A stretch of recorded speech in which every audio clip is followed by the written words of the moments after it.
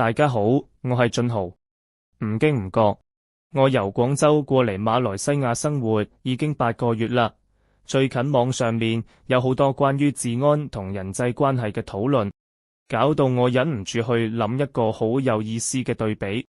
喺我嘅家鄉廣州，或者好多節奏超快建嘅防禦網，見到有人需要幫忙，我哋第一個反應唔因為我哋心裏面會驚，呢個會唔會係個騙局？我會唔會被碰瓷㗎？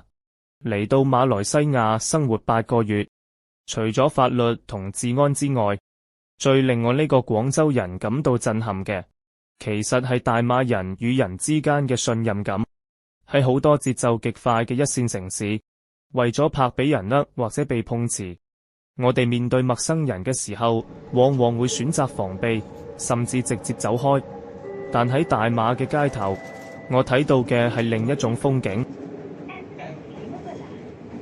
等我哋睇下馬來西亞人喺公共場合係點樣展現出善良嘅一面，幫助陌生人。例如你架車壞咗，陌生人會衝上去幫你推車，唔會猶豫不決，或者有意圖去呃你錢。我忍唔住好奇，點解大馬人仲敢去相信並樂意助人同陌生人？呢度嘅大馬人唔通唔怕被人搵笨？喺大馬生活咗8個月之後，我慢慢搵到答案。大馬係一個多元種族、多元文化交融嘅地方，呢度嘅人自細就習慣咗搵包容同平衡，再加上呢度普遍存在宗教信仰帶來嘅善良嘅心態。下一條片係關於喺國內碰瓷呃人嘅騙局手法。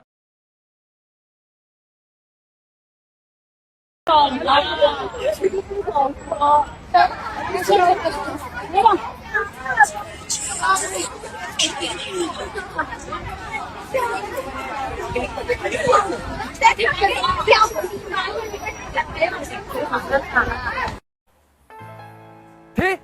你骑车不长眼睛的，把我的手弄到了。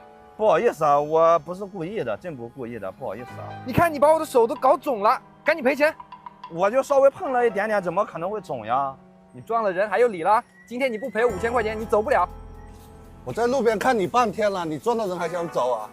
我不是故意的，前面就是警察局，我报警处理，我相信警察的。今天算你走运。屏幕前的朋友们，如果在路上遇到碰瓷的，千万不要慌，要冷静处理。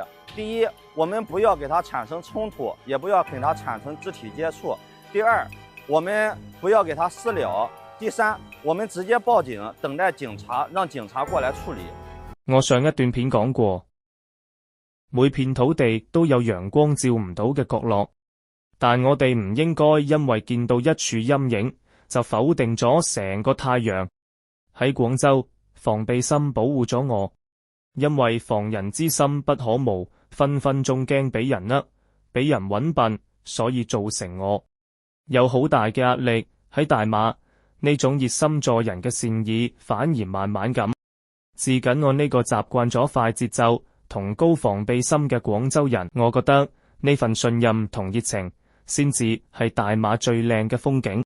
呢個係我嚟到大馬8個月內心最深刻嘅一次文化衝擊同轉變。咁你呢？作為本地人或者同樣嚟到大馬生活嘅朋友，你又有冇試過喺街上面俾陌生人毫無防備咁幫助過呢？歡迎喺留言區分享你嘅故事，我哋一齊傾下。如果你鍾意呢條片嘅話，唔記得點讚、訂閱同埋分享出去。我哋下期再見。